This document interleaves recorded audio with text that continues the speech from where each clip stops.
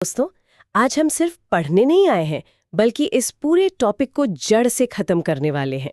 जो छात्र कॉन्सेप्ट समझता है वही एग्जाम में सिलेक्शन लेता है। ग्रामर के जो नियम है ना, ये सिर्फ रटने के लिए नहीं होते, बल्कि सेंटेंस का जो स्ट्रक्चर है और उसके पीछे जो एक्शन की पूरी कहानी चल रही है ना, उसे समझने से आते हैं। एकदम सही कहा सर। तो चलिए बिल्कुल बेसिक से शुरू करते हैं अपनी पहली स्लाइड से। वॉइस आखिर है क्या और इसका इस्तेमाल कहाँ होता है? देखो बेटी, इसे ऐसे समझो। मान लो एक फुटबॉल का मैच चल रहा है। अगर मैं कहूं कि बच्चा फुटबॉल मार रहा है तो आपके दिमाग में तुरंत उस बच्चे की इमेज आएगी जो एक्शन कर रहा है। मतलब हमारा जो सब्जेक्ट है वही हीरो है। ये होता है एक्टिव वॉइस। सही बात है। लेकिन अगर मैं कहूं कि फुटबॉल को मारा जा रहा है तो अब वो बच्चा गायब हो गया। सारा फोकस उस बेचारी फुटबॉल पर है जिस पर एक्शन हो रहा है। यानी जो कर्म है वो सब्जेक्ट की जगह आ गया। इसे हम कहते हैं पैसिव वॉइस। समझ रहे हो बेटा? बिल्कुल आसान भाषा में आपने बता दिया। और मेरे प्यारे बच्चों, यहाँ एक सवाल आता है कि हमें इस पैसिव वॉइस की जरूरत ही क्यों पड़ती है? हाँ, वही तो। हम सीधे भी तो बोल सकते हैं ना। देखो बेटा, इसके मुख्य रूप से दो कारण होते हैं। पहला, जब कोई घटना या एक्शन काम करने वाले से ज्यादा इंपॉर्टेंट हो जाए, और दूसरा जब हमें पता ही ना हो कि काम किया किसने है, यानी सब्जेक्ट अननोन हो। अच्छा, कोई एग्जाम्पल से समझाएंगे सर? हाँ बिल्कुल। जैसे एक सेंटेंस है, he was rush to the hospital. अब इसमें सोचो, मरीज की जान बचाना और उसे हॉस्पिटल ले जाना ज्यादा इंपॉर्टेंट है या फिर ये जानना कि उसे कौन ले गया? जाहिर है मरीज को ले जाना। एग्जैक्टली कौन ले गया ये जानकारी गैर जरूरी है। इसीलिए पैसिव वॉइस हमें ये सुविधा देता है कि हम मेन घटना पर फोकस कर सके। अरे वाह, ये तो बहुत लॉजिकल है। लेकिन छात्रों, यहाँ एक बहुत बड़ी चेतावनी भी है आप सबके लिए। कुछ वर्ब्स ऐसे होते हैं जिनका पैसिव आप कभी नहीं बना सकते। हाँ, ये एग्जामिनर का फेवरेट हिस्सा है। जैसे हैपन और अग्री। आप कभी इट वॉज हैपन नहीं बोल सकते, ये गलत होता है। बिल्कुल। और बेटी, इसी के साथ साथ कुछ शब्द ऐसे भी होते हैं जो हमेशा पैसिव वॉइस में ही रहते हैं। जैसे सिचुएटेड या टेकन अबैक। आप कभी नहीं सुनोगे कि द बिल्डिंग सिचुएट्स हियर, हमेशा इज सिचुएटेड ही बोला जाता है। सही कहा। दुनिया का कोई भी पैसिव वॉइस बिना बी प्लस V3 के, मतलब वर्ब की थर्ड फॉर्म के, कभी बन ही नहीं सकता। बिल्कुल।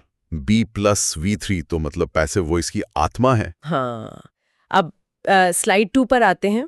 तो सर, ये जो टेंस बदलते हैं इसके रूल्स कैसे काम करते हैं? देखो बच्चों, अगर सेंटेंस इंडेफिनिट टेंस में है ना, तो हम बस इज, एम, आर, या पास्ट है तो वॉज, वेयर लगाते हैं और साथ में V3 जोड़ देते हैं। ये तो सिंपल है। लेकिन कंटिन्यूस टेंस में क्या होता है? ओह, कंटिन्यूस में जहां काम चल रहा है वहां हमें बीइंग यानी BEING लगाना पड़ता है। Is, am, are, was, were के साथ बीइंग और फिर V3। अच्छा, और अगर परफेक्ट टेंस हो तो, जैसे जहां हैज, हैव या हैड आता है? हाँ, परफेक्ट टेंस में हम बीन जोड़ते हैं, BEEN। और ये रूल मॉडल्स के साथ भी लगता है जब उनके साथ हैव आता है, जैसे modal plus have plus been. पर सर, एक सवाल है मेरा। क्या हमें पैसिव बनाते वक्त हर बार लास्ट में बाय लगाकर सब्जेक्ट लिखना जरूरी है? मतलब बचपन से तो यही रटाया गया देखो है। बेटी, यही तो रटने वाली बात हो गई ना। ऐसा बिल्कुल जरूरी नहीं है।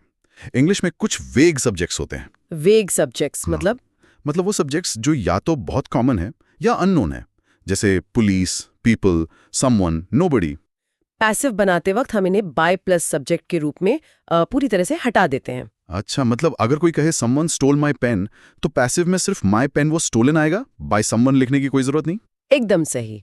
और हाँ बेटा, एक और बात, स्टेट वर्ब्स जैसे आई एम हैप्पी, इनका कभी पैसिव नहीं बनता। याद रखना, कॉन्टिन्यूअस में बीइंग और परफेक्ट में बीन लगाना बिल्कुल मत भूलना। और हाँ, फ्यूचर कॉन्टिन्यूअस और मॉडल कॉन्टिन्यूअस का पैसिव कभी नहीं बनता। बिल्कुल, ये नोट्स में अच्छे से मार्क कर लेना बच्चों। अब स्लाइड 3 पर चलते हैं।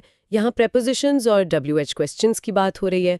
देखो बच्चों, नियम कहता है कि वर्ब के बाद अगर कोई प्रेपोजिशन आ रहा है तो पैसिव में उसे कभी मत हटाना। हाँ, जैसे लाफ एट है। बिल्कुल, लाफ एट बदलकर लाफ्ड एट बाय हो जाएगा, लेकिन एट अपनी जगह से नहीं हिलेगा। पर बेटी, इसमें एक बहुत गहराई वाला रूल भी है।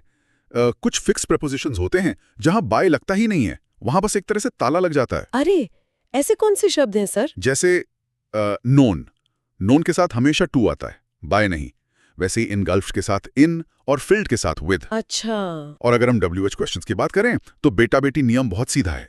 हु बदलता है बाय हुम में और हुम बदल जाता है हु में। जैसे हु रोट द रामायणा बन जाएगा by whom was the Ramayana written. बिल्कुल। और बेटा एग्जाम का जो सबसे पसंदीदा नियम है ना, वो है सरप्राइज्ड वाला। हाँ, ये बहुत कंफ्यूज करता है। देखो, अगर आप किसी के व्यवहार यानी बिहेवियर से हैरान हो तो सरप्राइज्ड एट आएगा, लेकिन अगर आप किसी इंसान यानी पर्सन से हैरान हो तो सरप्राइज्ड बाय आएगा। इसे अच्छे से समझ लेना। इंपेरेटिव सेंटेंसेस और इन्फिनेटिव्स।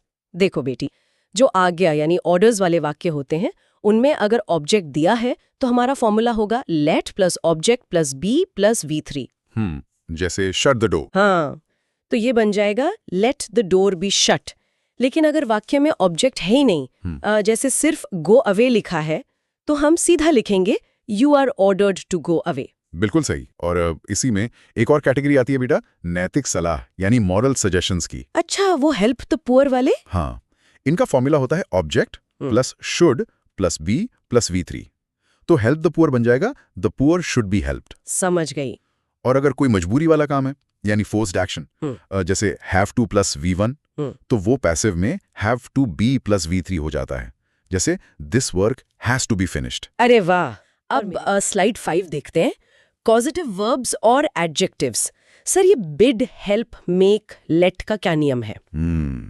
देखो बेटी, एक्टिव वॉइस में ये वर्ब्स बिना टू के आते हैं, लेकिन जब आप इनका पैसिव बनाते हो तो इनके साथ टू लग जाता है।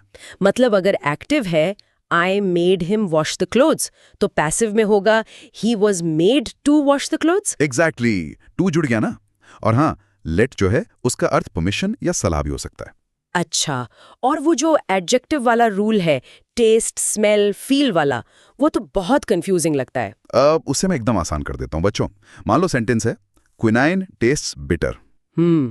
अब क्विनाइन खुद को तो चख नहीं सकती, तो इसे हम खोल कर लिखते हैं, क्विनाइन कड़वी है जब उसे चखा जाता है। अच्छा, तो पैसिव बनेगा quinine is bitter when it is tested. अरे ये तो बहुत सिंपल हो गया। बेटा बेटी, इस रामबाण फॉर्मूला को रट लो। Noun plus is plus adjective plus when plus it is plus V3। बस यही स्ट्रक्चर फॉलो करना है। बिल्कुल, एकदम परफेक्ट। तो बेटा बेटी, अब हमने पूरा चैप्टर समझ लिया है।